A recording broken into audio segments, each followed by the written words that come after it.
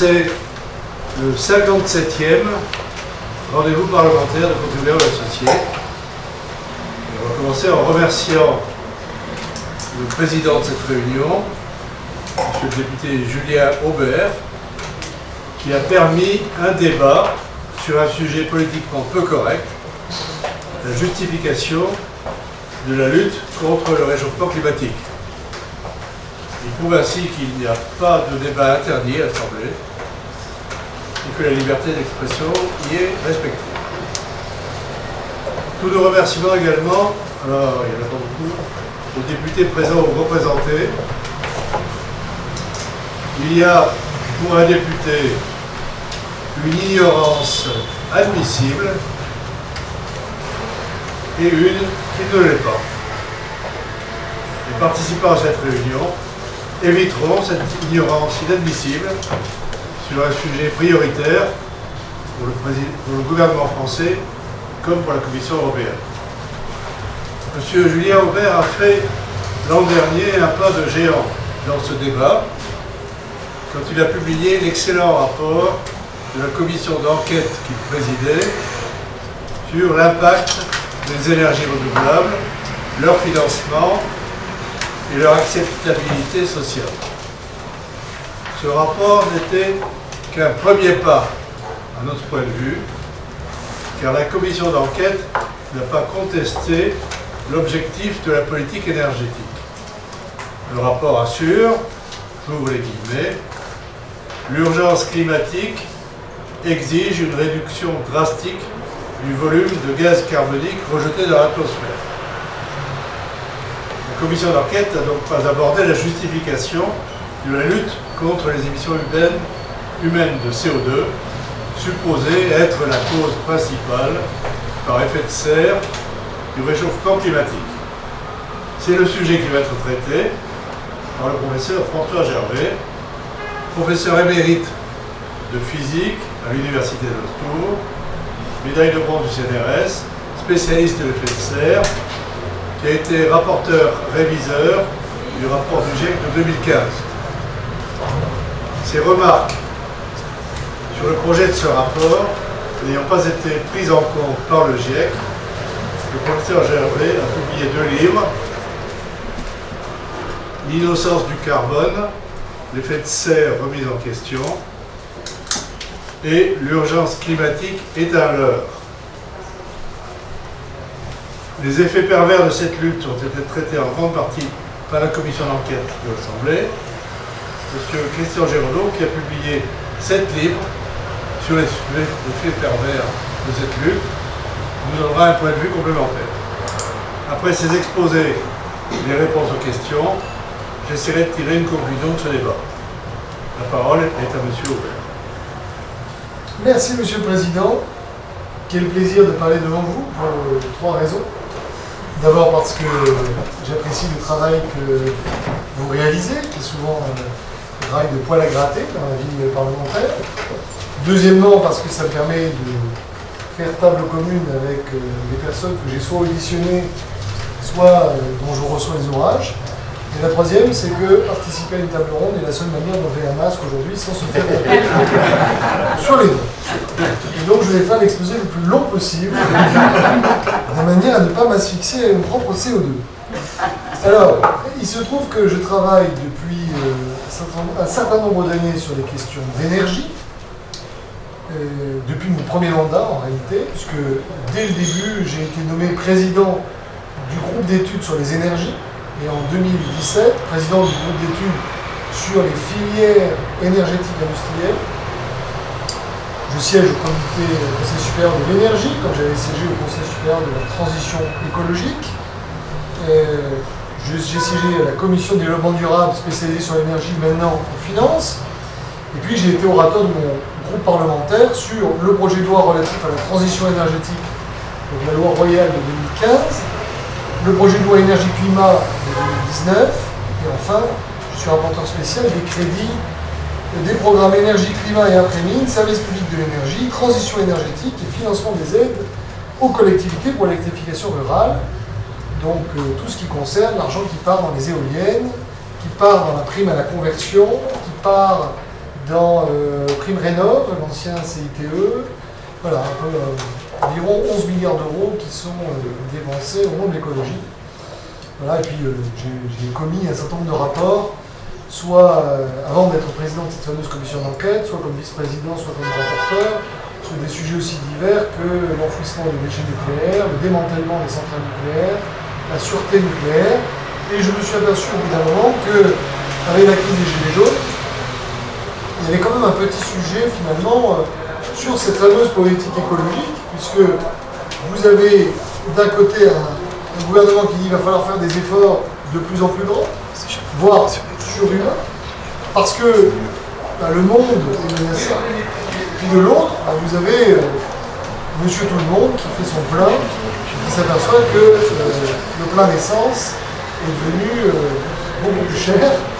Et jusqu'ici, il ne le voyait pas, mais à la faveur d'une augmentation du prix du pétrole, plus de l'effet conjugué de l'augmentation des taxes qui portent sur l'essence, il finit par prendre sa fourche moderne, enfiler un gilet jaune et protester.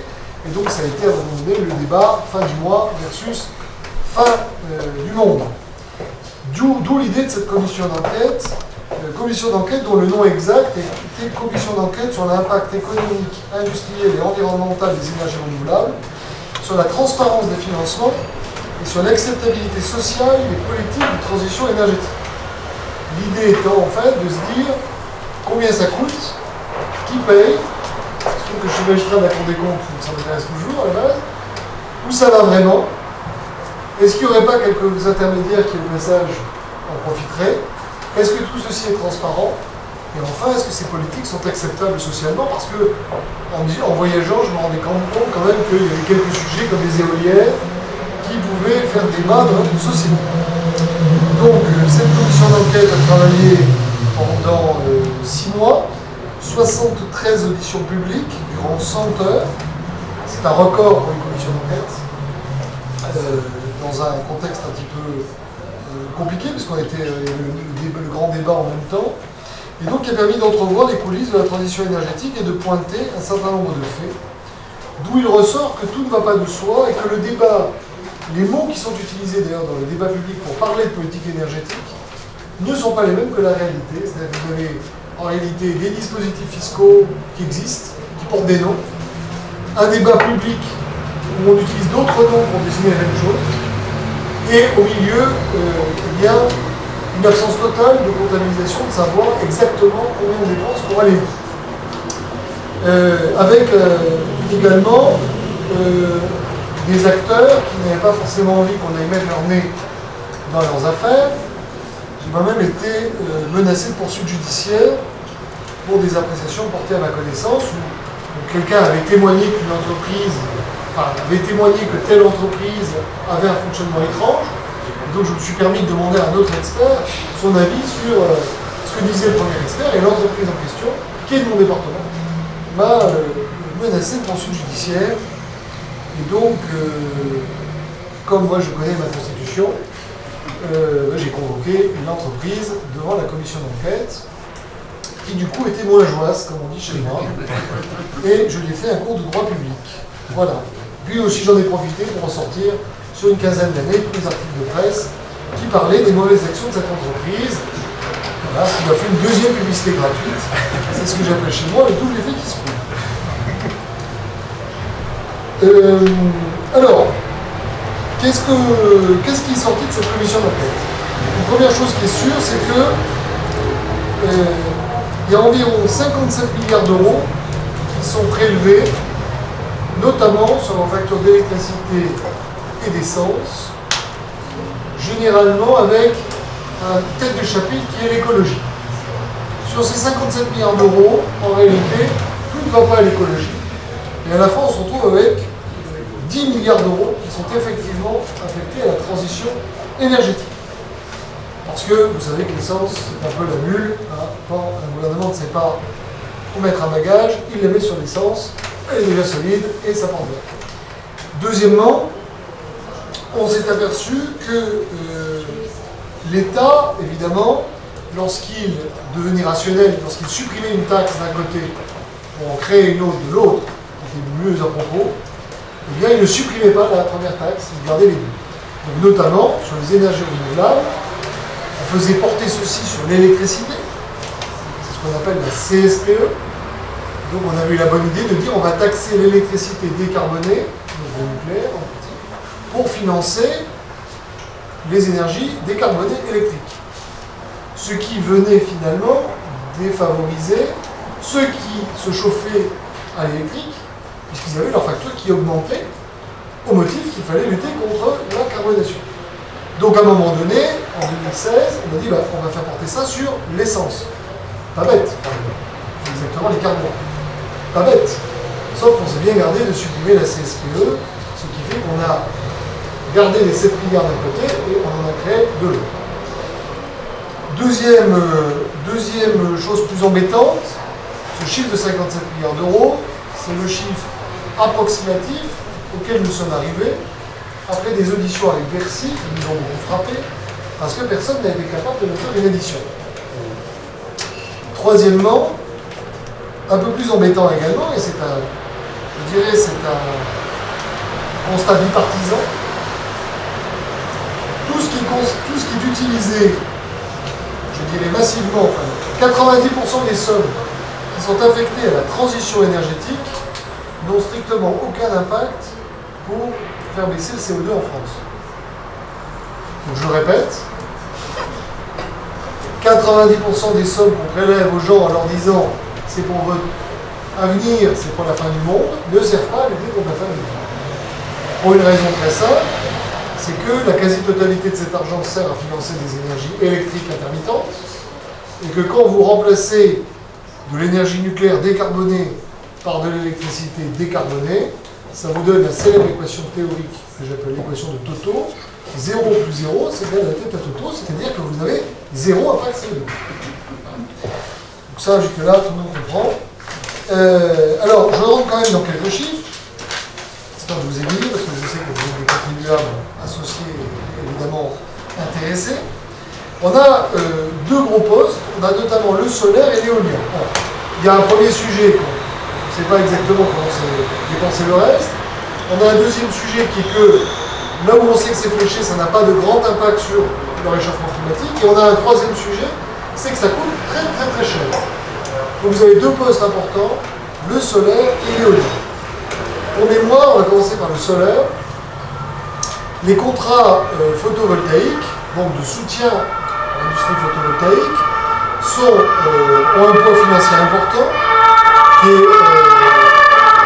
est très lourd, qui a été très lourd jusqu'à ce qu'en 2011, on prenne des mesures correctrices, avec notamment un moratoire pour essayer de faire dégonfler la bulle spéculative sur le PV. Aujourd'hui, si on prend ces contrats, vous en avez 225 000, 92% qui sont signés par des particuliers et 8% par des professionnels, mais en fait les professionnels représentent 84% de la puissance produite. Sur 20 ans, c'est-à-dire entre 2010 et 2029, le soutien financier à cette industrie représente une charge financière de 40 milliards d'euros. 40 milliards d'euros, c'est 2 fois le coût de l'EPR de Flamanville. Sur ces 40 milliards d'euros, j'ai une bonne nouvelle et une mauvaise nouvelle. La bonne nouvelle, c'est que 17 milliards d'euros ont déjà été payés.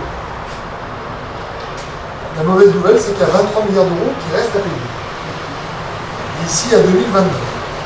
Ça veut dire que chaque année, sur les 10 milliards dont je parlais, grosso modo, vous en avez 2 qui partent, je dirais essentiellement sur du passé. Ce sont des contrats sur lesquels on a pris un engagement et qui coûtent cher. L'énergie produite par ces contrats sur 20 ans, c'est environ 80 TWh. 80 TWh, pour vous donner une idée, la centrale nucléaire de Fessenheim, en 2019, dans la seule année 2019, a produit 12,3 TWh. Je refais ma comparaison. L'énergie produite par ces contrats coûte 40 milliards d'euros sur 20 ans, c'est 80 TWh sur 20 ans. Et la seule centrale de Fessenheim a produit dans la seule année 2019 12,3 TWh. Voilà. Donc en gros, ça coûte 2 fois un EPR et ça produit par an 4 TWh, c'est-à-dire un tiers de Fessenheim. Voilà. Donc je ne fais même pas la comparaison avec Flamanville, je ne veux pas encore rentrer en vigueur, mais enfin, vous comprenez que ça coûte très très cher. À plusieurs reprises, en tant que rapporteur spécial sur le budget, j'ai essayé de prêcher dans le désert en expliquant que ça coûtait très cher et qu'à un moment donné, il faudrait peut-être renégocier certains contrats. Je vais même prononcer un mot pour rester aux références chez les tribunaux associés, peut-être même nationaliser. Ça coûterait moins cher de dire à ces producteurs, écoutez, on vous rachète le truc, hein, on vous fait un gros chèque, ça coûterait moins cher sans doute que de se les traîner pendant 20 ans en leur payant 2 millions d'euros. Bon. Alors, il se trouve que cette année, la presse s'est fait l'écho de la volonté du gouvernement de renégocier les contrats photovoltaïques conclus avant 2011. Donc c'est bien. Quand je l'ai dit en juillet, on dit il n'y a pas de débat, il n'y a pas de sujet. J'ai été balayé en quelques minutes et je m'aperçois que l'été a porté ses fruits, que désormais, eh bien, je dirais, on est en train de revoir. Donc ça, c'était la bonne nouvelle, c'est le solaire. Maintenant, j'ai la mauvaise nouvelle, c'est l'éolien. Si c'était la bonne nouvelle. Alors, si je prends l'exemple du soutien public à l'éolien, là, si on fait l'addition des différents soutiens directs, on est entre 72,7 et 90 milliards d'euros. 72,7 et 90 milliards d'euros, parce qu'il y a évidemment une fourchette, étant donné que j'ai une programmation pluriannuelle de l'énergie, et donc ça dépend beaucoup des prix de gros de l'électricité qui vont faire moduler, je dirais, le soutien public. Alors, c'est une filière qui représente 15% de la production électrique en 2028. C'est-à-dire qu'en 2028, on aura dépensé l'équivalent du parc nucléaire français, qui a produit pendant 40 ans 75% de l'électricité, en le mettant sur une filière qui aura produit 15% d'électricité. Pendant 20 ans. Alors, 72,7 à 90 milliards d'euros, comment est-ce que ça se, je dirais, décompose?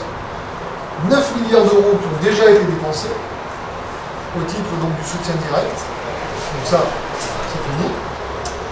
45 milliards d'euros supplémentaires qui correspondent à des dépenses relatives à des contrats en cours d'exécution, ou conclus mais pas encore honorés. Donc en cours d'exécution, c'est l'éolien terrestre, 23 milliards d'euros. Je me permettrai de dire 23 milliards d'euros pour déclencher une fronde nationale, c'est fort. Et ou conclu mais non encore honoré, l'éolien en mer posé 22 milliards d'euros. Voilà. En sachant d'ailleurs que, ce qui est assez drôle, si j'utilise cet adjectif, c'est qu'il y a eu des renégociations pour faire baisser la facture de l'éolien en mer, et qu'en 6 mois d'intervalle, le gouvernement a dit c'est fabuleux, on a fait baisser de 40% le tarif de rachat de l'éolien en mer, et 6 mois plus tard, il a contractualisé pour un nouveau champ qui était un tiers ou 40% moins cher que ce qu'il avait négocié 6 mois avant. C'est-à-dire, imaginez une maison que vous avez achetée 600 000 euros, vous n'avez pas encore vraiment mis les meubles, vous décidez de la renégocier 10 ans plus tard à 400 000, vous dites c'est fabuleux, j'ai quand même fait un bon fabuleux, et 6 mois plus tard, votre voisin achète une maison identique et la paye 150 000. On donnait l'exemple de petite bagatelle à 20 milliards d'euros quand même, le différentiel, je dirais, de renégociation. Et en plus, vous avez la programmation plurielle de l'énergie qui nous rajoute une petite couche entre 18,7 et 36 milliards d'euros en fonction, je vous disais, du prix de gros, etc. Donc quand on dit d'ailleurs, l'État est impécunieux, il n'y a pas d'argent, où trouver l'argent pour payer telle ou telle dépense de justice, etc., j'ai quelques idées, moi. J'ai quelques idées. Mais alors, je ne sais pas pourquoi, l'éolien, c'est sacro, c'est sang dans notre pays. L'industrie éolienne est bien organisée. On a vu d'ailleurs des entreprises qui ont fait de très très belles performances, parce que quand vous avez un chiffre d'affaires qui garantit pendant 20 ans sur de l'argent public, eh bien vous commencez avec 38 euros de capital et vous terminez avec 300 millions sur votre livret A. Voilà, alors ça c'est, je dirais, pour le travail parlementaire. Il se trouve qu'à côté, je suis président d'un mouvement qui s'appelle Oser la France. La même année, nous avons réalisé toute une année sur l'écologie, parce que pas seulement sur l'énergie, sur l'écologie. Et donc il s'est achevé, donc il est sorti en janvier dernier, qui s'appelle le livret vert sur l'écologie humaniste, et dans lequel on a organisé notamment un débat entre climato-critique, le sceptique et le GIEC. Le GIEC a refusé de débattre, pour essayer d'y voir plus clair, je dirais, dans la manière dont on conçoit gérer cette écologie. Et donc en traitant évidemment le sujet de l'énergie, en reprenant certains des éléments que je vous ai donnés, mais en parlant aussi des autres facettes, parce que en réalité vous avez une destruction de valeur ajoutée dans un certain nombre de secteurs. Prenez par exemple l'agriculture, en poussant le bio au maximum alors qu'on n'est pas capable de fournir en bio, eh bien vous créez des importations de bio. Lorsque vous faites la guerre à l'élevage, lorsque vous établissez la neutralité carbone, c'est-à-dire que vous divisez par 7 ou par 8 les émissions de CO2, tous les hommes politiques disent c'est fabuleux, il faut atteindre la neutralité carbone. Bon. Je ne me prononce pas sur le sujet de savoir, mais ça veut dire quoi très concrètement? Ça veut dire que c'est comme un régime. Comme un régime. Vous avez des gens qui vous disent je vais perdre 40 kilos d'ici la fin de l'année. Vous pouvez les perdre en arrêtant de manger, vous pouvez les perdre en vous mettant un anneau à l'estomac. Donc il y a deux formules chez les écologistes. Il y a les écologistes macroniens qui disent on va faire un petit régime, on va mettre un anneau à l'estomac. Et vous avez l'écologiste radical qui vous dit pas du tout, l'anneau à l'estomac c'est tricher, le vrai problème, ça n'est pas tant que tu sois gros, le vrai problème c'est ton mode de vie. Hein, tu manges trop parce que tu es trop riche, donc il va falloir faire un petit peu de décroissance. Donc, divisé par 7 ou par 8 les émissions de CO2, ça veut dire quoi très concrètement? Ça veut dire que par an, je vous donne un petit bon carbone, comme avait les bons pendant la guerre, hein, en disant, cher monsieur, cher madame, vous avez le droit à un aller-retour pour New York dans l'année. Et une fois que vous avez fait votre voyage à New York, c'est fini, il ne faut plus consommer de CO2. Moi, je n'y crois pas. Ça veut dire que vous arrêtez l'élevage produit du méthane, ça veut dire que vous arrêtez les touristes, parce que les touristes, vous avez du CO2, vous arrêtez les transports.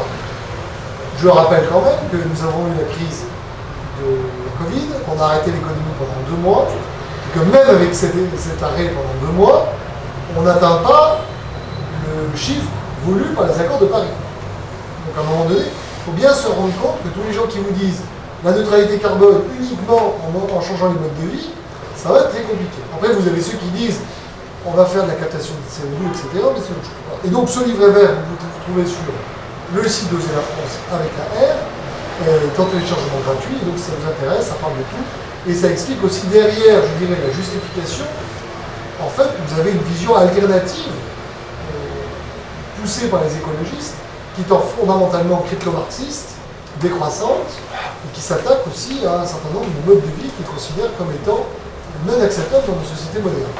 Et on commence à avoir les prémices, sur les animaux notamment, puisque ça commence en expliquant qu'il faut interdire la chasse à la cour parce que le cerf fait mal, et en réalité, vous avez des gens derrière qui poussent parce qu'ils considèrent que l'animal a les mêmes droits que l'humain. C'est pour ça d'ailleurs qu'il faut arrêter de manger de la viande, parce que c'est l'élevage et que ça produit de l'élevage. Ça se terminera avec le Yorkshire en disant mais ce n'est pas le Yorkshire ou ce n'est pas le fox terrier, c'est un esclave, puisque vous le maintenez en laisse. Donc il faut faire très attention, je dirais, sur cette vision. Voilà. Et donc la question, à mon avis, qui se pose, et je vais conclure là-dessus, c'est est-ce que ça doit être mis, ces politiques écologiques, sous la forme d'une urgence, premièrement. Deuxièmement, est-ce que l'urgence n'empêche pas de débattre? Moi, ce que j'ai beaucoup regretté, je n'ai pas voulu rentrer dans le cadre de la commission d'enquête sur ouvrir le débat sur faut-il ou pas baisser le CO2, parce que sinon j'avais un autre débat et qui n'aurait pas forcément été très conclusif. Mais je pense qu'en démocratie, on doit être capable de débattre des sujets et de choisir la société dans laquelle on veut vivre. C'est pour ça qu'on a fait les Lumières. Parce qu'avant, on avait un curé qui montait en chair et qui vous dit si vous ne faites pas ça, vous allez en enfer. Il n'est pas très différent de Greta Thunberg qui vous dit si vous ne changez pas évidemment de mode de vie, vous êtes des salauds climato-sceptiques, vous terminerez sur le bûcher. Moi, je me bats pour que se débat, naturellement. Or, l'urgence consiste à dire arrêtez de réfléchir, il n'y a qu'une seule politique possible. Je déteste ça. Et deuxièmement, c'est sur les politiques publiques, est-ce qu'elles sont surdimensionnées ou sous-dimensionnées? Ma conclusion, c'est qu'on on prélève beaucoup d'argent pour un résultat très minime, pour une efficacité quasiment nulle, tout en faisant beaucoup de raout anxiogènes au-dessus, qui fait qu'on dépense de plus en plus d'argent dans une société qui est de plus en plus peur. Donc à mon avis, il faudrait mieux faire l'inverse, faire moins de caractère anxiogène et être beaucoup plus efficace sur des politiques qui sont menées. Merci de votre attention.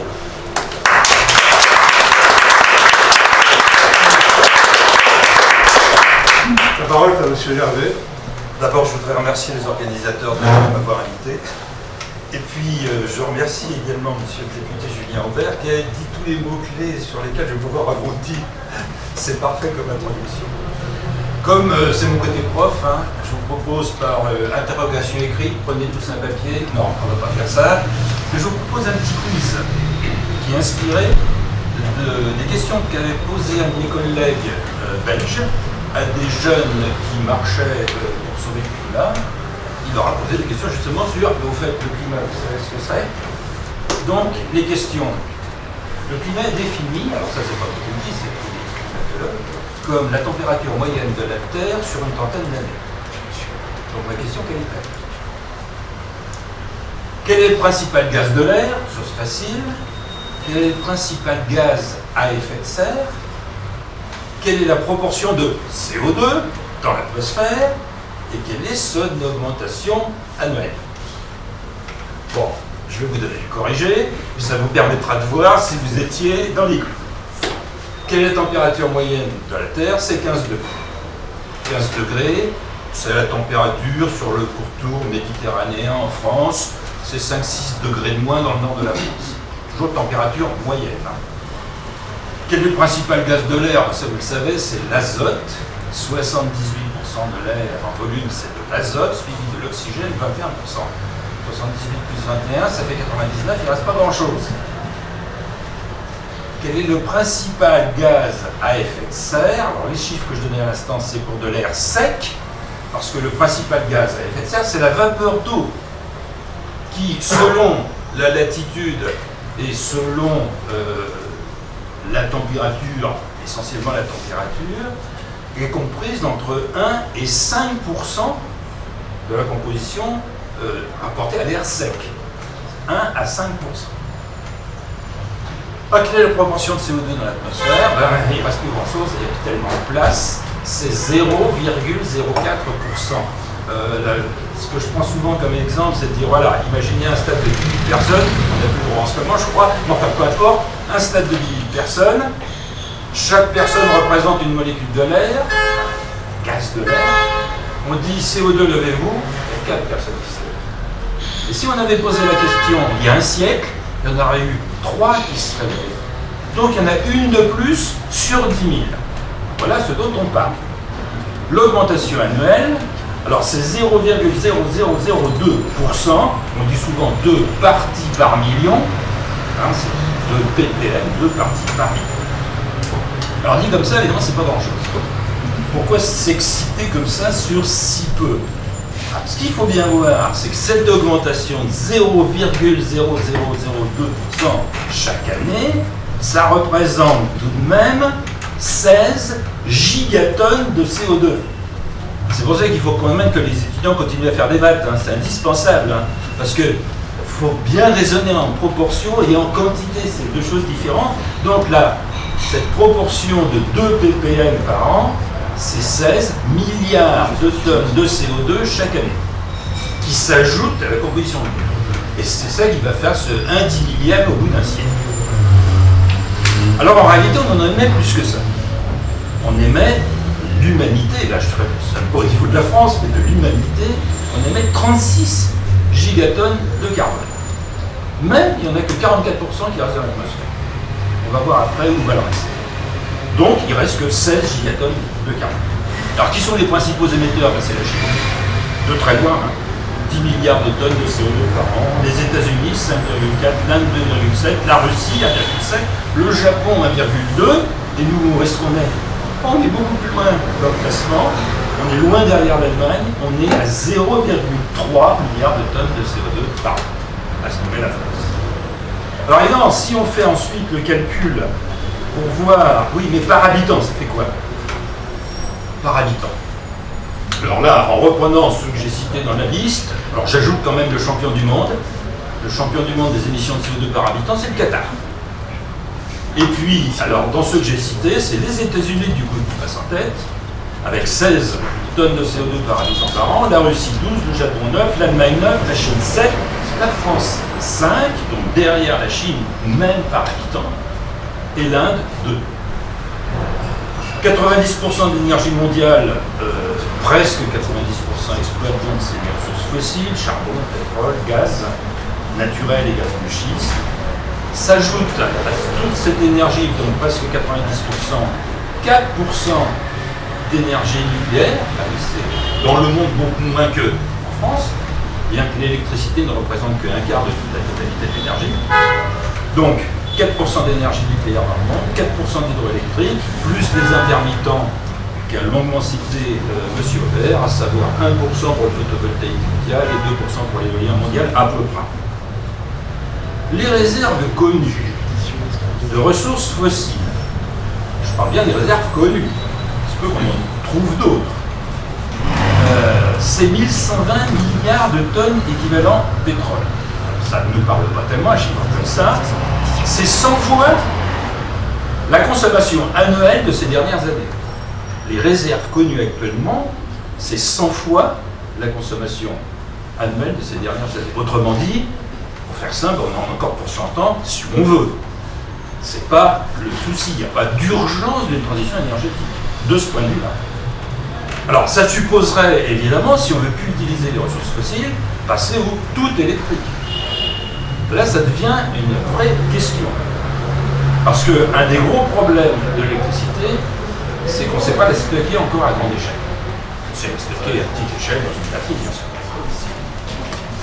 Alors, se greffe là-dessus pour voir un petit peu la culpabilité, entre guillemets, des uns et des autres. Il me semble que la bonne façon de raisonner, pour voir, donc vous avez bien compris que la France dans tout ça est quand même moins loin, c'est un petit ruisseau. Alors, certes, les petits ruisseaux font des grandes rivières, mais la France c'est quand même un tout petit ruisseau. Une autre façon de raisonner, c'est de dire la chose suivante. On sait qu'à l'heure actuelle, il y a 3200 milliards de tonnes de CO2 dans l'atmosphère. 3200 milliards de tonnes de CO2 dans l'atmosphère. Autrement dit, ça représente 200 fois ce qu'on ajoutait ces dernières années, chaque année. Dans l'atmosphère, il y a 200 fois ce qu'on y ajoute chaque année. Donc, ça veut dire qu'on augmente le taux de CO2 dans l'air de 0,5% par an. Alors, l'impact maintenant sur le climat, parce que c'est ça qui compte, effectivement. Là, c'est très facile à calculer, et là je vais reprendre les chiffres du GIEC. Je ne vais pas prendre les chiffres d'un certain nombre de collègues qui contestent les chiffres du GIEC. Pour vous donner une idée, le GIEC a fait ces chiffres en reprenant essentiellement 140 publications dans des revues internationales et comités de lecture. Mais de notre côté, nous, on ne va pas dire climato-sceptique, parce qu'un chercheur par définition est sceptique, donc ça ne veut absolument rien dire.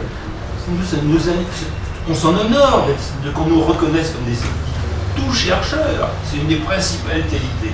Alors, on va dire climato-réaliste, puisque comme Christian et moi-même en plus, nous sommes membres du conseil scientifique de l'association des climato-réalistes, c'est peut-être plus logique de dire comme ça. Alors, toujours est-il que, je reprends les chiffres du GIEC, le GIEC nous dit, si on double le taux de CO2 dans l'air, c'est ce qu'on définit comme la sensibilité climatique, si on double le taux de CO2 dans l'air, la Terre va se réchauffer au moment du doublement entre 1 et 2,5 degrés. Déjà, de la précision, entre 1 et 2,5 degrés. Et là, il a pris que des valeurs supérieures à 1 degré, puisqu'il y a presque autant de publications qui disent c'est 1 degré ou inférieur à 1 degré. Mais bon, je reprends le chiffre du GIEC. Alors là, c'est très facile à calculer, c'est ce qu'on appelait une règle de 3 à l'école. Hein. Je divise une tonne de carbone, divisé par 3200 milliards de tonnes de carbone qui sont dans l'atmosphère. Je multiplie par 44%, puisque par rapport aux émissions, c'est ce qui reste dans l'atmosphère. Et je multiplie par entre 1 et 2,5 degrés. Alors on va trouver ainsi, très simplement, 0,23 10-12. Alors, bon voilà, je ne vais pas parler d'un 10-12. On va dire 0,2, j'arrondis, 0,2 millième, 2 milliardième de degré. On peut dire un 0,2 pico-degré. Pico, c'est millième de milliardième. Donc 0,2 pico-degré par tonne de CO2. Voilà, maintenant on sait de quoi on parle. À partir du moment où on sait combien on envoie ou combien on n'envoie pas, on sait selon les chiffres du GIEC, quel réchauffement ça va produire. Alors on peut faire la même chose en tonnes de carbone. Là c'est plus simple, ça fait 1 picodegré par tonne de carbone. Là c'est facile à savoir. 1 picodegré par tonne de carbone. Alors le français, en moyenne, émet par an 5 tonnes de CO2. Donc nous sommes 67 millions de Français, je reviens en France là, 67 millions de Français multipliés par 5 tonnes de carbone en moyenne par an, multiplié par 0,2 picodegrés, c'est tout simple, ça va provoquer un réchauffement de la Terre de 0,00008, on va dire pratiquement 1 10 millième de degré par an. Avec les chiffres du GIEC, 1 10 millième de degré par an. Ça, c'est la France. Alors, on le fait ou on ne le fait pas, mais ça jouera sur la température de la planète de 1 10 millième de degré. Alors, si on prend pour l'Europe maintenant, l'Europe émet 10 fois plus que la France, donc au lieu de faire 1 10 millième de degré, ça fera 1 millième de degré. Donc, si par exemple on veut réduire, c'était l'objectif de la Convention citoyenne, réduire de 40% d'ici 2030, d'accord, même chiffre, toujours les chiffres du GIEC, on va éviter un réchauffement de 2 10 millièmes de degré. Alors ça, je reprends les chiffres du GIEC, j'insiste. Et alors, si on reprend eh bien, le cours du carbone dans la loi française, qui, si je ne me trompe pas, est de 44,60 € à l'heure actuelle, la tonne de carbone, avec une trajectoire qui va jusqu'à... Mais on a arrêté, puis ça a été gelé au moment de la crise des Gilets jaunes. Donc à 44,6 € la tonne de carbone, ça met le cours du degré C à 44 600 milliards d'euros. Pour les contribuables, c'est intéressant ça comme chiffre.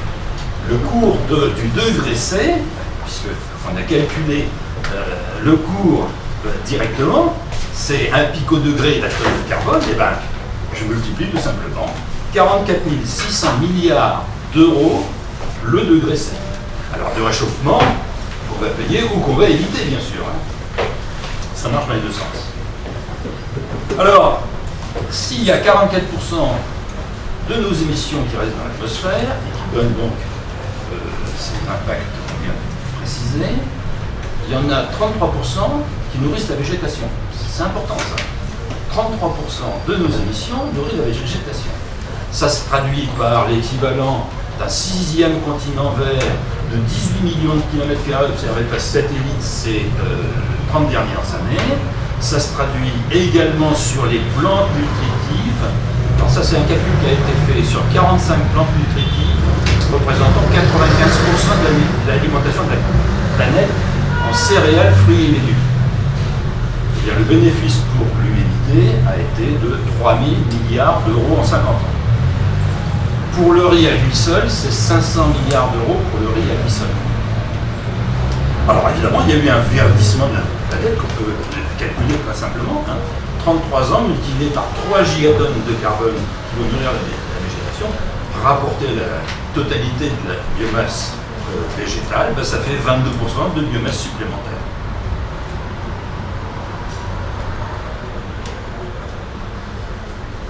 Alors, maintenant, je vais aller un petit peu plus loin, non plus en utilisant les chiffres du GIEC, mais en amenant à répondre sur la question qui m'a été posée, l'effet de serre du CO2.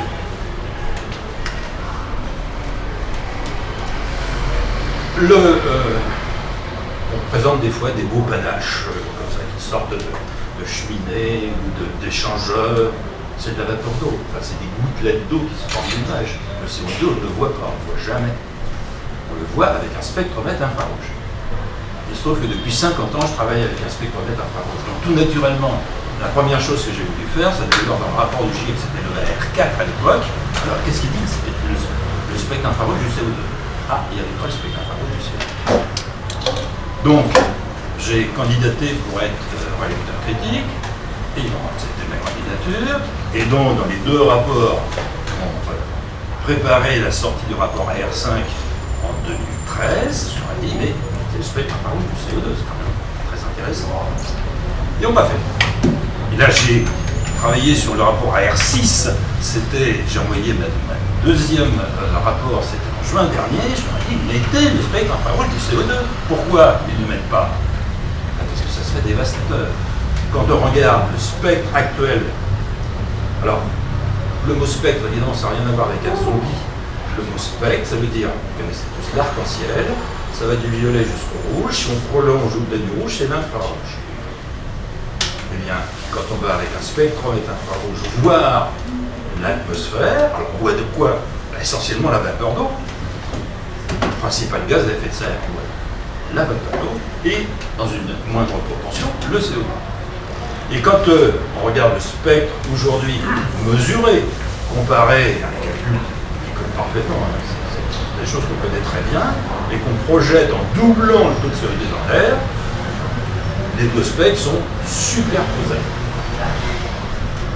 On dit l'effet est pratiquement saturé, totalement saturé, parce que si on s'éloigne un petit peu de ce qu'on appelle les restes centrales en infrarouge, on voit un petit écart. Cet écart, il est de 2,6 watts par mètre carré si le taux de CO2 doublait dans l'air. 2,6 watts par mètre carré. Ça représente 1% de la totalité de l'énergie que la Terre envoie vers l'espace, qui est pratiquement équivalente à celle qu'elle reçoit du Soleil, bien sûr.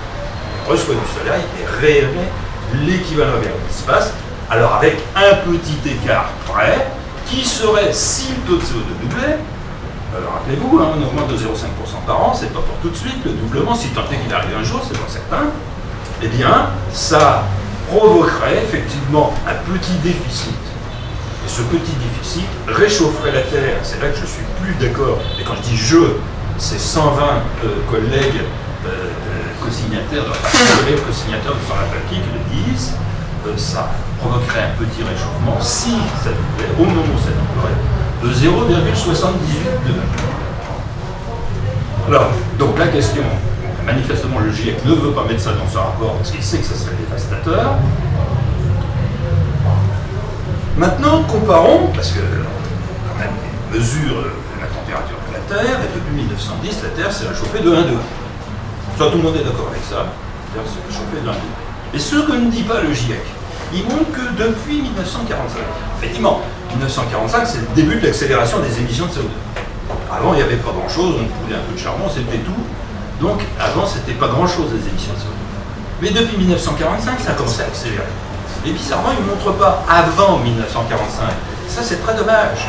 Parce que sur ces 1 degré de réchauffement de la Terre, il y en a 0,6 qui sont intervenus entre 1910 et 1945.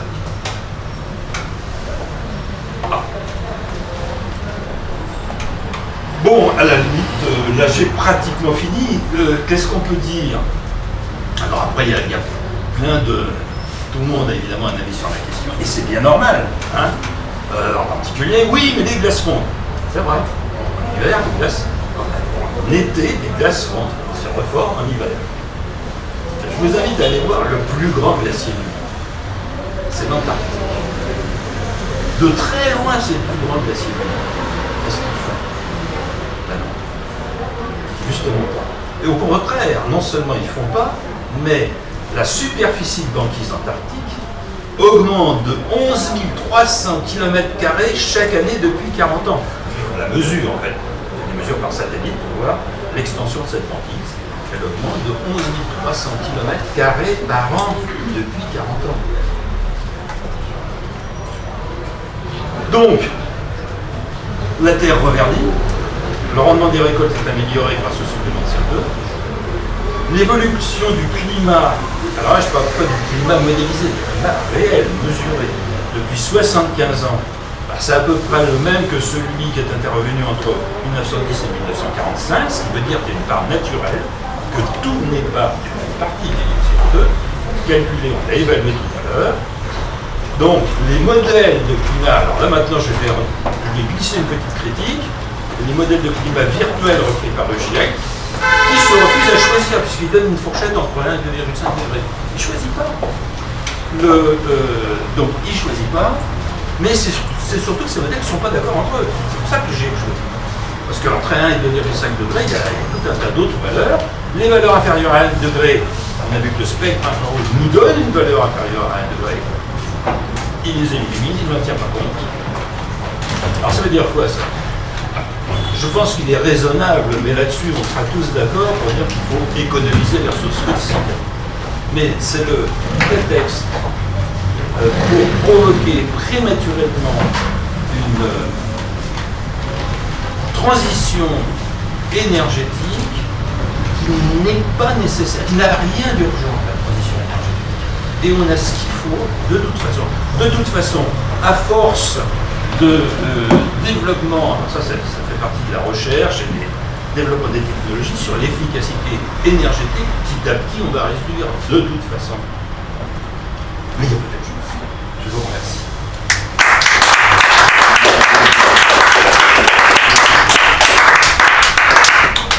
Est-il des questions?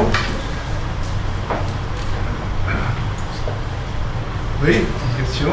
Merci, Laurence Rassourez-Villard, députée des Alpes-Maritimes.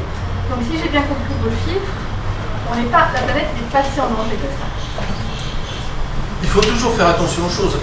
On ne dit pas, attention, ne prenez pas mon propos pour dire qu'il ne faut pas préserver l'environnement. Non. Non, c'est pas ce que j'ai voulu dire. D'accord. Bon, ça de ce point de vue-là, il y a certainement beaucoup de choses à faire dans un certain nombre de domaines où l'environnement, justement, a besoin d'être préservé. Là-dessus, je parle simplement de, j'allais dire, cette erreur de casting qui a été faite, de tout miser sur le CO2 des bouts de CO2. Ça, là, il y a quelque chose qui cloche et qui ne colle pas, malgré toutes les acrobaties qu'a pu faire le GIEC. Non, il y a quelque chose qui ne colle pas. Ça n'est pas fondé, d'autant plus que ça a des effets parallèlement bénéfiques. Et la France en elle-même n'est pas le plus gros pollueur. Si on prend la Chine, si on prend les États-Unis, et pourquoi alors cette volonté finalement de partir dans cette transition à tout prix qui coûte énormément d'argent? Non mais de toute façon, tant qu'on n'aura pas convaincu, si on voulait le faire, parce que comment le faire? D'abord, déjà une question qu'on peut se faire, comment le faire? Supposons que on veuille passer au tout électrique en supprimant tous les fossiles. Il y a un collègue américain, le professeur John Pilk, qui a dit, ben voilà, on dépense, les dernières années, on dépensait 11 000 millions de tonnes équivalent pétrole par an. Il y a 11 000 jours qui nous séparent de 2050, au hasard. Donc il faudrait chaque jour décarboner 1 million de tonnes équivalent pétrole. Il dit 1 million de tonnes équivalent pétrole, c'est construire une nouvelle centrale nucléaire chaque jour.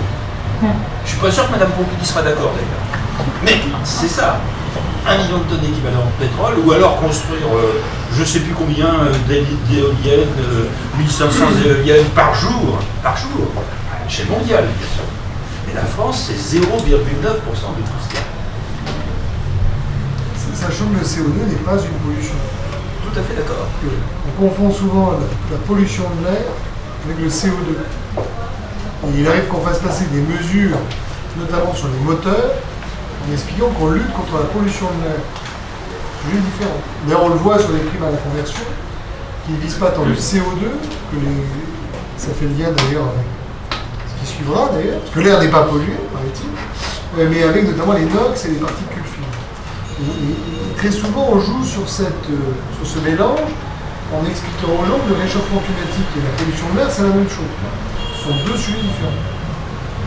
Alors que le CO2 est un fertilisant. Il faut bien voir ça. Le CO2, c'est avant tout. S'il y avait moins de... Alors, on a dit, on est à 400 ppm de CO2 dans l'atmosphère aujourd'hui.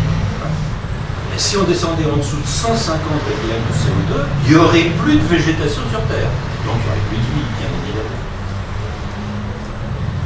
Alors, il y a un point que je n'ai pas abordé, parce que si vous êtes justement près de la mer, donc question qu'on peut légitimement se poser, et la montée des océans.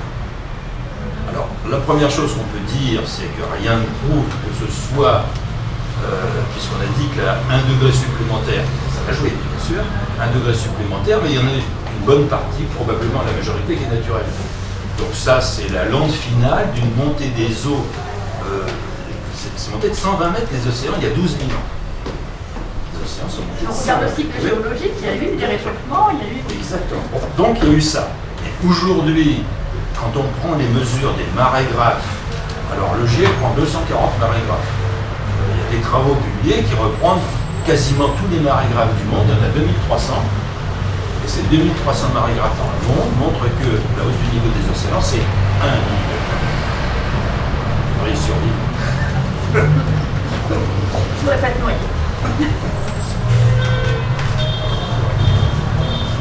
Autre question? Oui. Bernard de Fabrègue, Madame associé. Madame, je peux vous laisser. Je voudrais faire deux observations sur ce que vous venez de dire.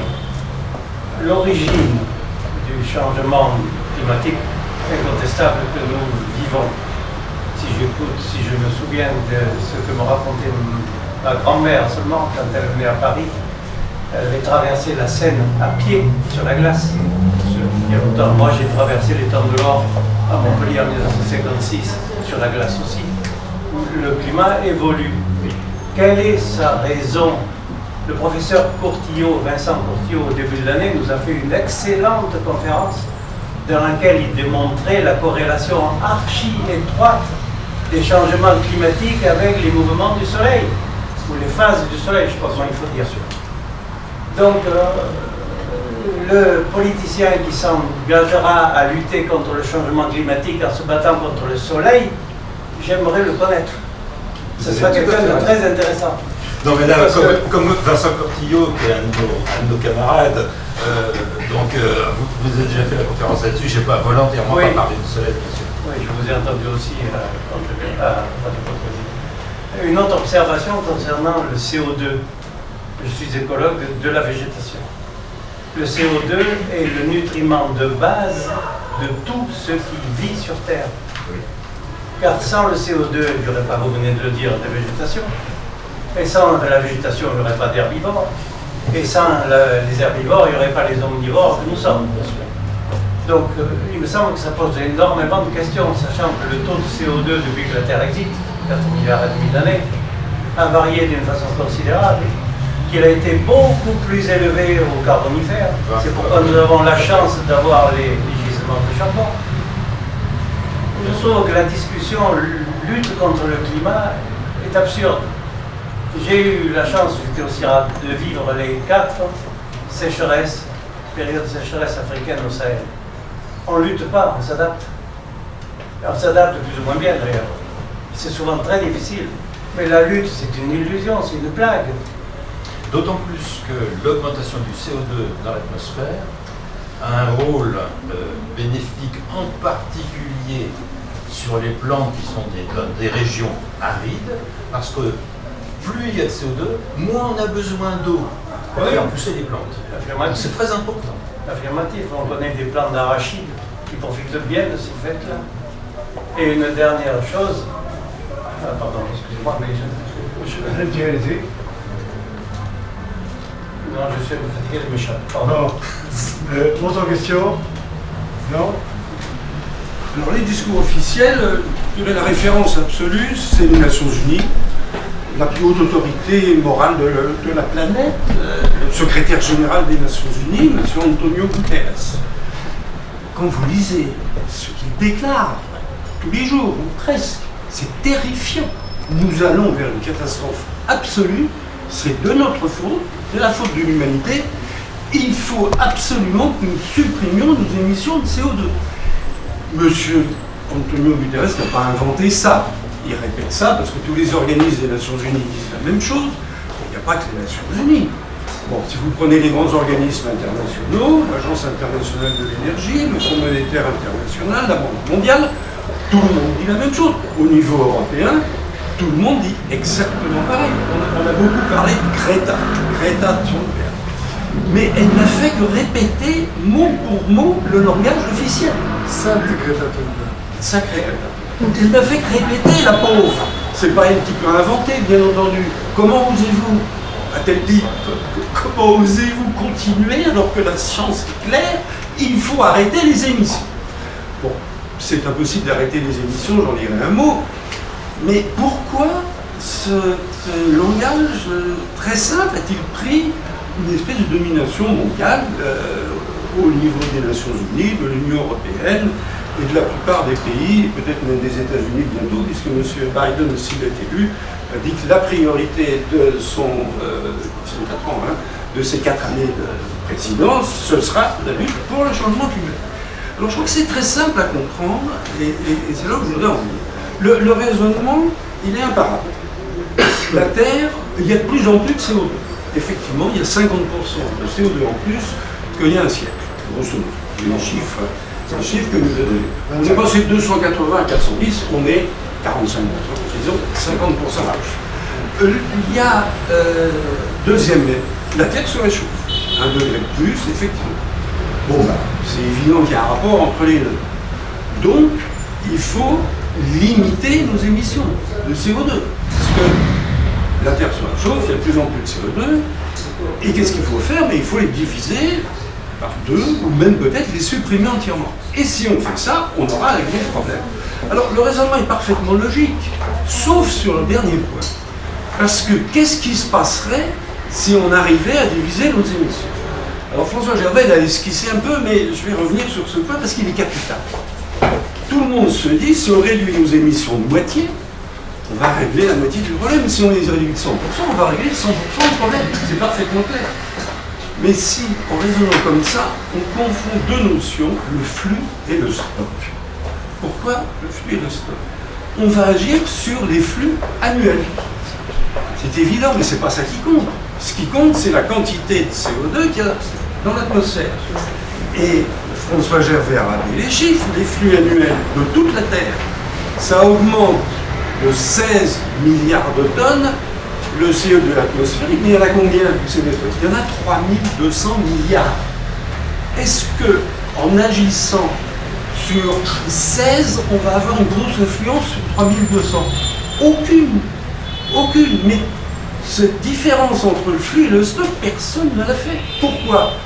Parce que le chiffre de 3200 milliards de tonnes, vous le trouverez nulle part, parce que c'est pas comme ça qu'on compte le CO2 dans l'atmosphère. On le compte en parties par million. Alors les gens qui font le rapport entre les parties par million et les milliards de tonnes, je veux dire qu'il n'y en a pas beaucoup. Le professeur Gervais qui est là, qui est une demi-douzaine de spécialistes dans le monde. La réalité, c'est quoi? C'est qu'en agissant sur nos émissions annuelles, on ne peut avoir aucune influence réelle sur le stock qu'il y a dans l'atmosphère. Ça ne sert donc à rien. Et je crois que cette notion extrêmement simple mériterait, parce que tout le monde va la comprendre. Là, attendez, alors là je parle en plus, je parle de 16 milliards de tonnes. Mais 16 milliards de tonnes pour l'ensemble de l'humanité. Il n'y a qu'une partie de l'humanité aujourd'hui qui veut vraiment faire quelque chose. C'est l'Union européenne. L'Union européenne, c'est le 10e de 16 milliards de tonnes. Donc, en agissant sur 1,6 milliard de tonnes, on va changer quoi que ce soit à 3000 tonnes. Bien entendu, on ne change rien. Et quand on fait les calculs précis, en reprenant les hypothèses du GIEC, on voit que si on arrivait, ce qu'a demandé le GIEC à Paris en 2015, à diviser par 2 les émissions mondiales d'ici 2050, on changerait la température de la Terre de 0,06 degrés. C'est-à-dire de rien du tout. Donc ça ne peut servir à rien. Ça ne peut servir à rien parce qu'on parle de petits ruisseaux et de grandes rivières, mais là c'est des petits ruisseaux qui ne font pas tant de rivières. C'est des tout petits ruisseaux. En agissant sur un petit ruisseau, on ne change pas la mer. Et même un grand lac. Donc, on a là une base, et je suis extrêmement étonné que cet argument, vous ne le trouviez pas pratiquement jamais. Parce qu'en réalité, alors pour ceux que ça intéresse, j'ai un petit papier que je distribuerai volontiers. En réalité, ce que nous pouvons faire ne sert à rien. Et on le comprend immédiatement quand on met en rapport les chiffres. Alors, je crois que ça, et je l'ai fait moi-même, donc je m'inculpe moi-même, on se trompe en cherchant d'autres arguments. Parce que cet argument-là, mais attendez, on va agir sur un tout petit truc, donc vous voyez bien que ça peut servir à rien. Et le 0,06 degrés, alors si c'est l'Union européenne qui est seule à agir, il faut rajouter 0, si c'est la France, il faut rajouter 2 zéros. Les constructeurs automobiles, dont on a bouleversé complètement l'industrie européenne, c'est une toute petite fraction de ces 0,06 degrés. Donc on est dans un monde complètement irréel, et je pense que l'origine de tout ça, c'est le fait qu'on confond le flux et le stock. On se dit, si on réduit nos émissions de 50%, on va régler le problème de 50%. Non, 50% de 1/200, ça fait un 400e, ça ne fait pas 50%. Donc on est vraiment complètement... Alors j'ajoute que bien entendu, l'hypothèse... Alors on était à 50%, c'était l'hypothèse de la réunion du GIEC, enfin de ce qu'on appelait la COP 21 à Paris, l'accord de Paris de 2015. Comme bien entendu, on n'a pas du tout pris le chemin au niveau mondial d'une réduction des émissions, ils continuent à augmenter parce que les Chinois, les Indiens, ils veulent sortir de la pauvreté, ils veulent de l'électricité, ils veulent des voitures, ils veulent prendre l'avion. On ne peut pas tellement leur donner tort. On veut même, paraît-il, avoir l'air conditionné. Moi, je ne sais pas si vous vous rendez compte.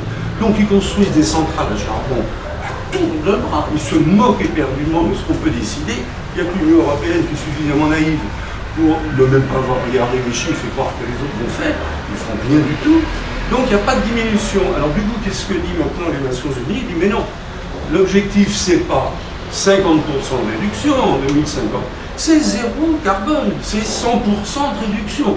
C'est si possible encore plus idiot que les 50%. De toute manière, ni l'une ni l'autre de ces hypothèses ne se réalisera. Parce que c'est pas nous qui décidons. Aujourd'hui, les pays développés, c'est un tiers des émissions mondiales. Il y a quelques années, c'était 60%, maintenant c'est un tiers, dans quelques années, il sera 20%. Ça compte plus. Et les autres pays, ils veulent se développer, ils veulent sortir de la pauvreté. Il faut quand même savoir qu'en Inde, il y a 300 000 personnes, femmes et enfants essentiellement, qui meurent chaque année parce qu'ils font leur cuisine à l'intérieur de leur maison avec du charbon, voire avec des excréments d'animaux qui brûlent. Alors ça représente l'équivalent de fumer 2000 cigarettes dans la journée. Et ils en meurent. Alors ils n'ont pas envie de continuer, et donc tous ces pays se disent, nous, on veut de l'énergie, on va continuer à construire des centrales à charbon, ou enfin ce qu'ils ont, des centrales hydroélectriques, peu importe. Donc, si vous voulez, je pense que là, ça remet bien entendu en cause la finalité de la transition énergétique. À quoi ça rime d'agir sur quelque chose, c'est tellement minuscule que ça ne peut avoir aucun effet. Ça rime à rien du tout. Et je pense que ce raisonnement extrêmement simple, il est accessible. Enfin, vous verrez par le papier, c'est des notions de règle de 3, que tout le monde comprend. Et les chiffres sont incontestables, c'est les chiffres officiels. Donc on est mené, alors bien entendu ces chiffres, vous ne les voyez pas, parce qu'on vous explique, alors le secrétaire général des Nations Unies, qu'on va vers une hausse de la température de 4%, 3,9 degrés, excusez-moi. En 2100, c'est son dernier discours, 3,9, alors je ne sais pas d'où ça sort. Vu qu'en un siècle, on a fait 1 degré, pourquoi d'un seul coup, enfin c'est comme ça, c'est 3,9 degrés, et donc il faut supprimer toutes les émissions de carbone. Donc on est arrivé à un état qui n'est, je ne dirais pas que c'est la classe de maternelle, mais enfin c'est du niveau du primaire, mais tous ces chiffres sont cachés, en partie, ça c'est une raison qui est assez amusante, parce qu'on compte pas avec la même unité les émissions annuelles et le CO2 qui est dans l'atmosphère. Ça c'est curieux. D'un côté on compte en tonnes, de l'autre on compte en partie par million. Bien entendu, ça ne dit rien à personne, partie par million. Voilà. Donc, partie par million, ça donne l'impression qu'il n'y en a pas beaucoup. 3200 milliards de tonnes, ça donne l'impression qu'il y en a beaucoup. Donc, vous voyez, le simple fait de ne pas utiliser la même unité de mesure. Alors, j'étais censé parler, mais sans ça, je répète, j'étais censé parler de ce que ça coûtait. Peut-être dire un mot sur les transports. Parce que là c'est pas mal. Alors vous avez vu, on a un plan de relance, là, 100 milliards de dépenses nouvelles, dont 30% pour l'écologie. Et sur l'écologie, on en a 5 milliards pour la SNCF, pour lutter contre le changement climatique. Hein. C'est la raison officielle. Vous imaginez l'effet que peuvent avoir 5 milliards donnés à la SNCF sur les chiffres dont on vient de parler. Bien entendu, aucun rapport. Malheureusement, il n'y a pas que ça. On a une politique des transports, je change de sujet, qui est totalement irréaliste. C'est priorité au transport public. Qu'est-ce que c'est que le transport public? C'est les chemins de fer et puis c'est les transports en commun. Mais quand on va le dictionnaire, qu'est-ce que c'est que public dans le dictionnaire? C'est accessible à tous. Et qu'est-ce qui est accessible à tous aujourd'hui? C'est la voiture. 90% des gens se déplacent en voiture. Donc le vrai transport public, sans étymologique, c'est la voiture. C'est pas du tout le transport public, qui est complètement minoritaire. Alors, il n'est pas minoritaire au centre de Paris, mais enfin Paris, au centre de Paris, c'est très minoritaire dans la France. Donc, quand on regarde les choses, je me dis 90% des déplacements se font en voiture, ce qui est très mal, bien entendu, on veut des faut prendre les transports publics, allez expliquer ça à quelqu'un qui habite dans la banlieue de Romorantin.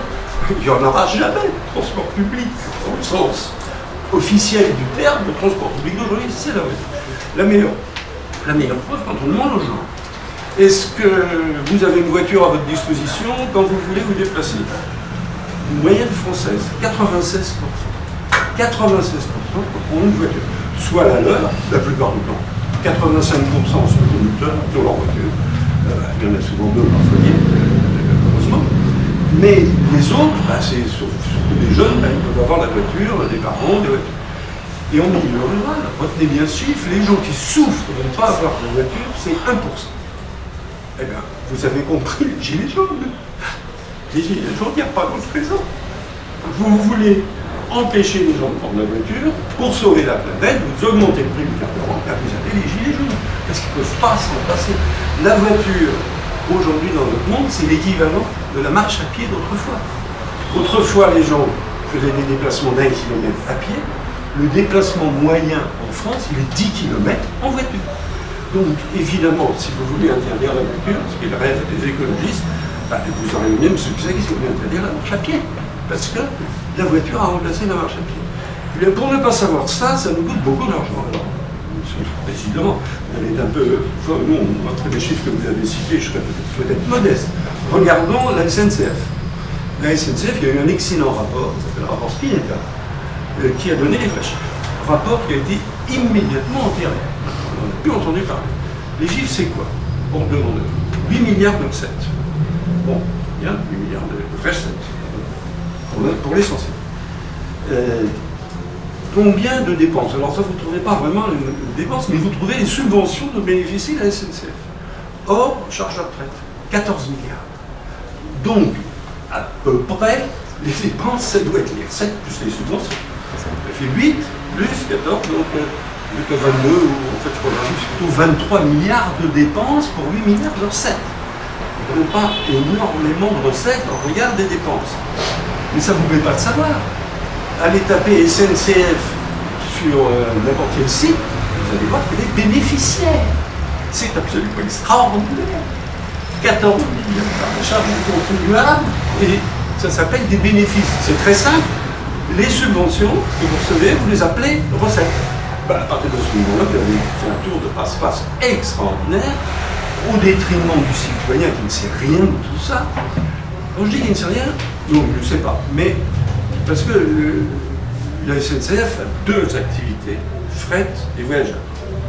Les recettes, il y a un peu moins d'1 milliard pour le fret et 7 milliards pour les voyageurs. Bon, on sait à peu près. Mais les dépenses, quelle est la part des 23 milliards que j'ai évoqués, ou 22, 23, entre voyageurs et fret? Ça fait 30 ans que je pose la question et 30 ans que j'ai eu aucune réponse et j'aurai jamais de réponse. C'est un secret. Parce que vous imaginez si on se rendait compte ce que coûte le fret ferroviaire? Alors on n'en sait rigoureusement rien, c'est pas par hasard. Parce que n'importe quel épicier sait bien quelles sont ses recettes et quelles sont ses dépenses. Il y a deux activités. Je mets au défi les représentants du peuple qui sont ici de savoir combien coûte le fret et combien coûte les voyageurs, sachant que les deux activités, le total est de 22 ou 23 milliards. Vous n'aurez jamais la réponse. Parce que ça mettrait en cause le fret ferroviaire qui vient d'être lancé dans le récent plan récent. On va ouvrir 3 lignes de fret ferroviaire qui n'auront aucun trafic, mais qui coûteront des dizaines et des centaines de millions d'euros. Bon, pourquoi? Parce que c'est pour sauver la planète. Donc on revient, évidemment, et puis c'est de service public, alors que le camion, donc on ne peut pas se passer, parce que si vous voulez commander quoi que ce soit, vous l'avez le lendemain ou le surlendemain, tout ça par camion, le camion c'est très mal. Donc voilà un petit peu, mais une dernière suggestion, puis je m'arrêterai parce que c'est un sujet inépuisable. Une dernière suggestion. Il y a un domaine où on connaît à peu près les comptes. C'est les TER. Pourquoi? Parce que ça transite par le budget des régions. Et là, il a bien fallu dire combien ça coûte. Ça coûte combien aux contribuables? Les TER, ça coûte 4 milliards d'euros. Ça, c'est le chiffre officiel dans le rapport Spinetta. Pour transporter qui? 1 à 2% de la population de province. Ça, c'est aussi le rapport Spinetta. Puisque les 98 autres %, ils prennent leur voiture. Pas besoin d'aller. C'est beaucoup moins commun, TER, il faut aller à la gare, etc. Donc quoi, on a 250 lignes de TER en France, dont le trafic total est inférieur à celui de la ligne A du RER parisien. Les 250 lignes ont moins de trafic à elles toutes seules. Alors combien ça coûte ça? Alors on le sait au budget de chaque région, puisque ça transite par le budget des régions, oui, ça fait 4 milliards au total. Alors qu'en pensent les Français? Ça c'est très intéressant et je terminerai là-dessus, c'est une remarque de beaucoup plus générale. J'ai l'habitude de procéder par des sondages depuis le temps très lointain. Je m'occupais de sécurité routière, mais on ne va pas parler de sécurité routière, on va parler des chemins de fer pour l'instant. Vous demandez aux Français une question très simple. Certains disent que la politique officielle, c'est de maintenir les petites lignes de chemin de fer en service pour desservir la province. Est-ce que vous êtes d'accord ou pas d'accord? Alors là, c'est un plébiscite. 92% des gens sont d'accord, dont 65% sont tout à fait d'accord. Tout le monde est d'accord. Tout le monde est d'accord. Et puis il faut poser la même question, mais en donnant quelques informations. Les lignes de TER, ça coûte 4 milliards par an aux contribuables, autant que le lycée, à peu près. Et pourtant, il y a beaucoup de lignes, mais il n'y a presque pas de trafic. Certains disent qu'il faudrait les remplacer par des lignes d'autocar. Est-ce que vous seriez d'accord? Là, vous avez, pour être précis, 63% des Français qui sont d'accord. Parce qu'on leur a dit la vérité. Mais on ne passera pas à mentir. Parce que la vérité, vous imaginez, on ne sait même pas ce que coûte le fret par rapport au voyageurs. C'est du mensonge. Bon, mensonge organisé, officiel. Donc, tant qu'on sera dans le mensonge, que ce soit pour l'écologie, que ce soit pour les transports, que ce soit pour l'énergie, pour tous les sujets, on dira les Français sont allergiques aux réformes. C'est complètement faux. Si je fais un petit allusion, j'ai quand même été à l'origine de la décision de rendre obligatoire la ceinture de sécurité en France. On était les premiers au monde. Et on est toujours. Mais les Français sont indisciplinés, ils accepteront jamais. Ils ont parfaitement accepté, on leur a expliqué. On dirait que si on met mon masque, on pourrait peut-être faire un parallèle avec autre chose que la ceinture de sécurité. Mais c'est pour vous dire, notre optimisme, les Français, si on les informe, et ça c'est le miracle des sondages d'opinion actuels, il n'y a pas besoin de faire une campagne d'information, il suffit de rajouter un paragraphe d'explication à la question que vous posez. La question que vous posez, ça coûte moins de 1000 €. Alors ça dépend vous négociez, c'est gratuit à l'échelle du pays. Vous rajoutez un paragraphe d'explication, et au lieu d'avoir 92% des Français qui veulent maintenir les lignes ferroviaires, vous tombez à 37%. Et si vous donniez, ce qui devrait être normal, le nombre de voyageurs pour chaque ligne, il y a des lignes, il y a peu de voyageurs, 3 ou 4. Et c'est des trains de 200 tonnes, avec des gares. Si vous donniez les vrais chiffres, mais on n'aurait pas 37% des gens qui diraient qu'il faut les maintenir. On en aurait beaucoup moins. Mais tant qu'il n'y a pas d'information, évidemment, il ne faut pas s'attendre à ce que les citoyens soient, comment dirais-je, mieux informés que les décideurs. Donc voilà, je ne sais pas, j'ai dû sortir un peu du sujet, peu importe. Voilà, merci beaucoup.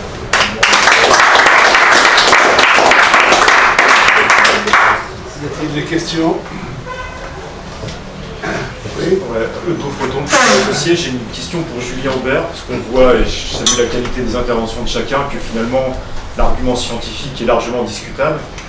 Est-ce que l'écologie aujourd'hui, le sujet écologiste aujourd'hui, n'est pas finalement un nouveau créneau politique dans lequel un certain nombre d'acteurs ont tout intérêt à s'engouffrer? C'est une bonne question. Moi, je crois que tous les Français, tous les humains d'ailleurs, sont attachés à la protection de l'environnement. Il y a personne qui a envie de vivre dans une décharge publique, qui a envie de se baigner dans de l'eau polluée, qui a envie d'avoir de l'air pollué. Bon. En revanche, un peu d'ailleurs, si j'osais une comparaison avec le Rassemblement national sur l'immigration, on va dire qu'il y a un parti qui a mis l'accent en premier sur une problématique qui, au travers de la notion d'environnement, touche, de mon point de vue, beaucoup plus largement les gens, parce qu'elle renvoie à la notion de qualité de vie dans des sociétés industrielles et de santé. Et quand je n'ai pas fait de sondage, mais quand on demande aux gens quand on voit la réaction des gens, notamment à certains sujets comme le prion, comme les OGM, comme l'épandage des produits phytosanitaires, derrière, c'est pas le sujet agricole, c'est pas tant le sujet de la nature, c'est le sujet de leur santé, et de celle de leurs enfants d'ailleurs. Et donc, à travers le sujet de l'environnement, en réalité, on a touché une corde sensible pour des gens qui sont dans des sociétés industrialisées, dont ils comprennent d'ailleurs de moins en moins la manière dont ils fonctionnent. Ça peut soit renvoyer, je dirais, à la manière dont le monde rural fonctionne, parce qu'ils sont à la 3e génération d'urbains, et donc certains peuvent gober des choses qui sont assez distanciées par rapport à la réalité, ou l'industrie, où on a quand même une perte de qualité scientifique. Et donc, ça touche ceci. Et par rapport à cette angoisse existentielle, les écologistes ont réussi en fait à instiller une idéologie qui élimine l'homme. C'est pour ça que je les combats, c'est pour ça que moi j'ai écrit un livre qui s'appelait « Pour une écologie humaniste ». La grande différence entre eux et nous, au sens large, et je pense que ça je n'utilise jamais le terme d'écologie de droite, parce que je ne pense pas qu'il y ait une écologie de droite. En revanche, je pense qu'il y a des gens qui veulent protéger l'environnement contre l'homme. Et donc ça vous donne, on fait les épondages phytosanitaires, on les met à 200 mètres, tant pis si les agriculteurs crèvent. On empêche l'élevage de cochons, tant pis pour les éleveurs de cochons. On taxe le carburant, tant pis pour les ploucs qui vivent en province. On met des éoliennes, tant pis pour vous, c'est pour la bonne cause, etc., etc., etc. Et lorsqu'on arrive au niveau politique, ça donne Greta Thunberg. Toi, représentant du peuple, tu n'es pas là pour discuter de la politique écologique. Tu es là pour montrer, si tu adhères à l'idée dominante, à venir recevoir ta leçon d'une gamine de 16 ans qui va te baragouiner des chiffres que tu aurais pu lire tout seul et t'expliquer comment il faut les lire et comment il faut les comprendre. Et donc c'est anti-humaniste. C'est anti-humaniste au sens où, politiquement, je dirais, on exclut l'homme du travail démocratique, et c'est anti-humaniste parce que finalement on protège mieux la loutre cendrée ou le scarabée des bois que l'humain lorsqu'il s'agit de bouleverser son écosystème. Et par écosystème, j'entends l'écosystème social, économique ou environnemental. Moi, j'ai toujours été très surpris que, vous faites une autoroute, on va vous faire la moindre étude en disant le hérisson a été truc. Par contre, vous mettez des éoliennes, vous avez des gens qui tombent malades, et l'ANSES vous dit 4 ans après, bah écoutez, on ne sait pas, il n'y a pas d'études. Donc, oui, je pense que ça a été préempté, et d'ailleurs, quand on regardait dans les années 70, les mêmes écolo-millénaristes, que j'appelle dans le livre vert les écolo-millénaristes, qui sont une des 3 branches de l'écologie, disaient, attention, la planète se refroidit, et donc il faut changer de système économique. Pour moi, ils instrumentalisent en fait le sujet de l'écologie pour tuer la société capitaliste et industrielle, de mon point de vue. D'où la méfiance pour la science, d'où la méfiance pour le progrès, d'où le fait qu'il ne faut surtout pas tricher, il faut se réformer, seule la foi sauve. Et donc c'est ce combat. Alors après, moi je ne partage pas forcément tout ce qui a été dit par les gens, d'abord parce que je défends les petites lignes. Et d'ailleurs TER n'est pas train express régionaux, mais transport express régionaux. C'est pour ça que je suis pour les petites lignes d'autocars. Voilà, ce que je veux dire, c'est que dans les TER, il n'y a pas que des trains, il y a des autocars. Et ensuite, ça c'est très bien. Alors, j'achète le fait qu'en réalité, nous ne pouvons pas, en réalité, que ce que nous faisons, en réalité, ne sert à rien. D'abord, ça ne sert à rien, effectivement, je vous l'ai démontré, parce que ça n'a aucun impact sur le CO2, mais même si ça avait un impact sur le CO2, je suis à peu près convaincu qu'en réalité, ce n'est pas nous qui avons les cartes en main pour changer la situation du globe. Les Chinois, les Indiens, les Américains peuvent faire plus. Ça ne veut pas dire qu'il faille rien faire. Parce qu'il y a probablement des excès, ça fait du bien aussi, de mon point de vue, de diversifier l'énergie, etc. En revanche, il y a un grand absent dans le débat politique, et c'est comme ça que se conclut le livre vert. Au lieu d'investir 10 milliards d'euros sur la lutte contre le réchauffement climatique, est-ce qu'il ne faudrait pas mettre 10 milliards d'euros sur l'adaptation contre les perturbations liées au désordre climatique? Parce que, moi je ne suis pas scientifique, je vois, on me dit l'eau monte, on me dit il y a des cyclones, on me dit il y a des tempêtes, on me dit il y a des sécheresses, et en tant qu'humain, je vois bien que ça n'est plus comme avant. Tout à l'heure, quelqu'un parlait du lac de glace. Chez moi, mon père, quand il était gamin, il y avait 3 mètres de neige dans le village où j'habite. Aujourd'hui, il y a de la neige 3 jours dans l'année. Bon, donc je vois bien qu'il y a des perturbations et qu'elles sont rapides à l'échelle d'une ville. Mais la vraie question qu'on devrait se poser, c'est demain, si le GIEC a raison, et que Amiens se retrouve sous les eaux, si j'applique si j'applique, moi je ne sais pas, ce que je sais, c'est que je ne sais pas.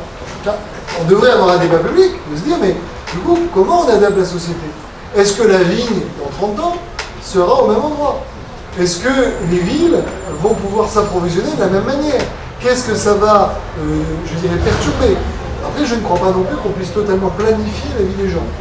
S'il y a 50 ans, on avait voulu planifier la vie d'aujourd'hui, je pense que l'Internet, la machine Nespresso et l'iPhone auraient quelque peu perturbé, je dirais, les projections qui pouvaient être faites en 1950. Voilà, donc il faut rester humble, parce que les gens pensent qu'on peut penser à des millions d'années. Voilà, j'en suis pas certain. Y a-t-il d'autres questions? Oui. Il y a un sujet, excusez-moi d'abord, j'étais arrivé en retard, je m'appelle Jacques Béninan, je suis centralien et j'ai fait une grande partie de ma carrière dans le nucléaire. Le nucléaire, on le critique et les écologistes sont les premiers à dire que ça va. Mais ils ignorent, comme la plupart des Français, qu'il y a un avenir nucléaire potentiel extraordinaire avec de l'électricité qui ne coûtera presque rien et sans pollution. Le savez-vous? En parlez-vous à l'Assemblée? Vous et vos collègues, pouvez-vous faire quelque chose pour le projet ITER, où la France a un rôle fondamental puisqu'il sera réalisé en France, mais il y a 43 pays qui investissent 23 milliards dans ce projet, et c'est une électricité fantastique, si j'ose dire, parce qu'elle ne coûtera presque rien, et elle est très réelle. Et en plus, il y a des variantes qu'on commence à inventer aujourd'hui qui font que ça a plein d'avenir. Voilà ce que je voulais dire. Alors ma circonscription s'arrête à la Durance, à Pertuis, et de l'autre côté, c'est le projet à Cadarache, le projet ITER, qui est le projet de la fusion nucléaire.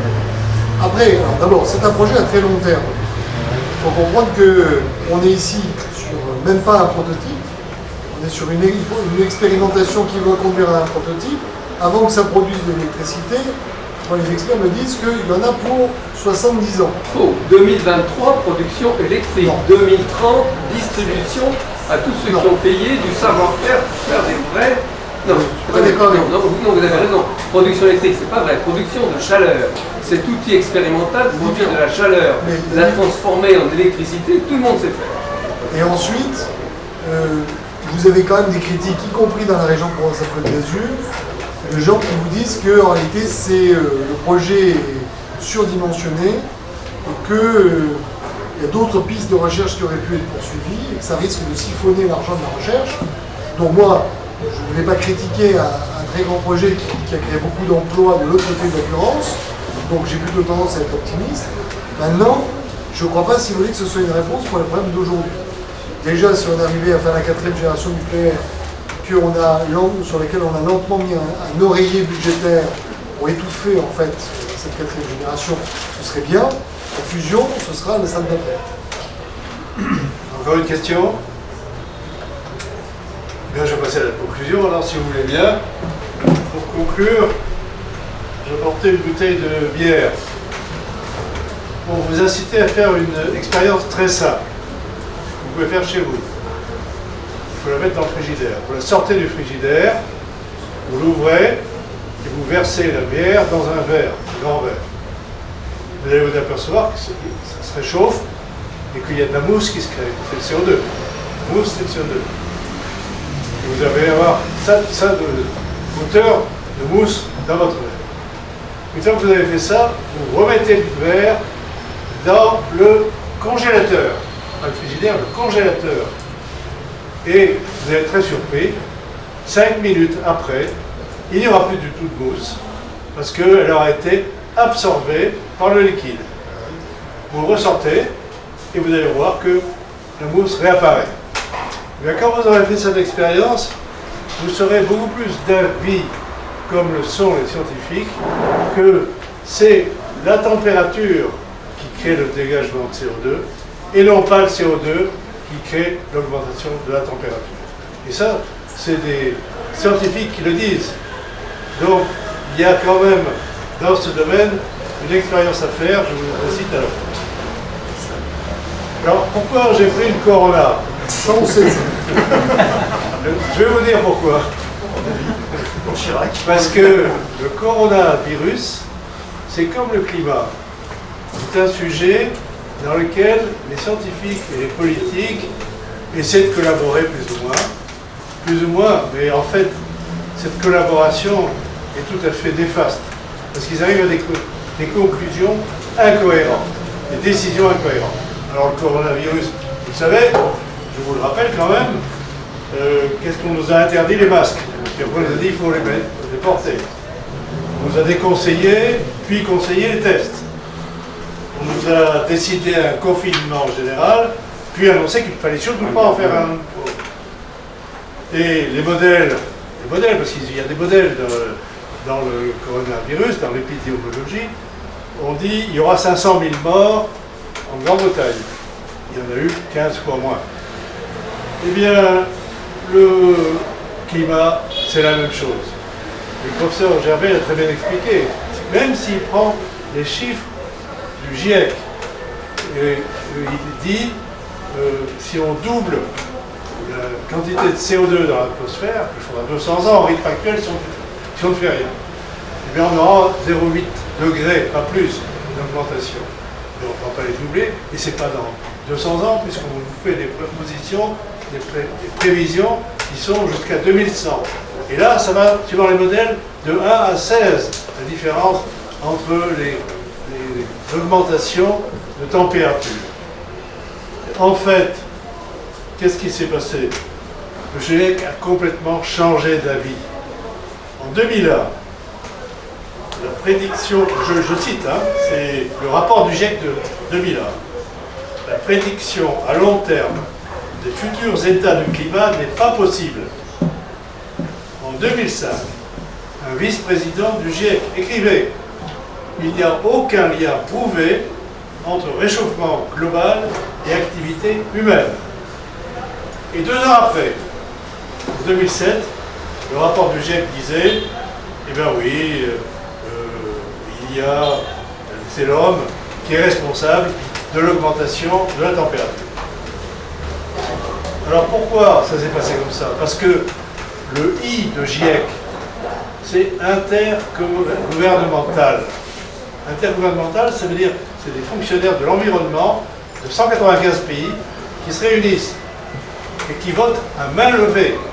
À main levée, des fonctionnaires de l'environnement de 195 pays qui ont voté à main levée pour dire qu'ils faisaient une confiance à 90% que c'était l'homme qui était responsable du réchauffement climatique. Vous voyez que pour le climat, comme pour le virus, il y a quand même des opinions qui changent et qui changent de façon importante. Alors, il y a aussi, on en a un peu parlé avec le professeur Courtillot, auquel on faisait allusion tout à l'heure, il nous a bien expliqué qu'il y avait beaucoup d'inconnus dans la science du climat. On ne sait même pas comment les nuages se font. On ne sait pas comment les précipitations des nuages se font. Et sans compter l'influence du Soleil, de sa trajectoire, l'influence de la Terre autour du Soleil, soit l'inclinaison de son axe, etc. En réalité, les scientifiques n'ont pas tort quand ils parlent par la bouche de l'Académie française des sciences, qui a été consultée en 2015. Qu'est-ce qu'elle a dit? Elle a dit que nos sciences du climat étaient pleines d'incertitudes. Elle a même ajouté, il faudra poursuivre les observations sur plusieurs décennies pour comprendre l'origine des fluctuations de la température. Donc, on peut dire quand même que nos scientifiques, ils ont eu raison, et que quand on dit que la science a parlé, si on suit l'Académie française des sciences, eh bien, on ne peut plus dire que l'homme est le seul responsable du réchauffement et que l'urgence climatique est là. C'est une imposture. Donc, Christian Giraudot nous avait expliqué que cette imposture nous amenait à des décisions aberrantes. Bon, il a parlé de la SNCF, on pourrait parler de bien d'autres sujets. On a parlé aussi, et la commission d'enquête du député Julien Aubert a très bien dit que c'était aberrant de changer, d'abandonner les centrales nucléaires pour passer à l'éolien. Ça ne rime à rien. Ça ne donnait pas une diminution du CO2. Alors, on nous a aussi obligés à dire qu'on n'avait pas le droit d'aller chercher dans le sol français s'il y a du pétrole ou pas. Donc on était interdit de le faire. On nous a dit que, même, on nous dit maintenant il faut retarder la 5G, alors que c'était quand même a priori un progrès. Et il faut pénaliser les agriculteurs et les chasseurs. Donc voilà, la folie de l'urgence climatique a frappé nos dirigeants politiques. Et vous, députés, vous allez avoir prochainement à voter sans filtre, nous dit-on. Ce qui veut dire sans que vous ayez droit d'exercer le moindre amendement. C'est important. L'amendement, c'est quand même pour un député ce qu'il y a de plus important, une des tâches fondamentales de son travail, de faire des amendements dans les lois. Non, vous n'aurez pas le droit de le faire. Ce sont des mesures de la Convention citoyenne qui ont été inspirées totalement par des militants écologistes. Alors que peuvent faire les députés? Les députés, ils pourraient peut-être, comme le Congrès américain l'a fait, supprimer les subventions au GIEC. Ils pourraient aussi demander au gouvernement d'arrêter les réglementations, impôts et subventions motivées par le réchauffement. Ils pourraient même peut-être étudier l'influence considérable qu'aurait sur toute la planète une sortie de la France de l'accord de Paris. Tout cela, pourquoi cela ne ferait pas l'objet d'une nouvelle commission d'enquête? La commission d'enquête a été très bonne, mais elle s'est limitée aux effets. Elle n'a pas cherché la justification du réchauffement, de la lutte contre le réchauffement climatique. Pourquoi n'y aurait-il pas maintenant une nouvelle commission d'enquête? Je le suggère à M. Julien Imbert sur ces sujets. Une telle création serait d'ailleurs simplement elle suivrait seulement la recommandation qui a été faite par la Cour des comptes, que vous connaissez. Dans son rapport de 2018 sur le soutien aux énergies renouvelables, la Cour des comptes disait que le Parlement doit être mieux associé à la définition des objectifs de développement des énergies renouvelables. Voilà la conclusion que je vous propose de tirer de cette séance, une nouvelle commission d'enquête pour essayer d'y voir clair sur la justification de la lutte contre le réchauffement climatique.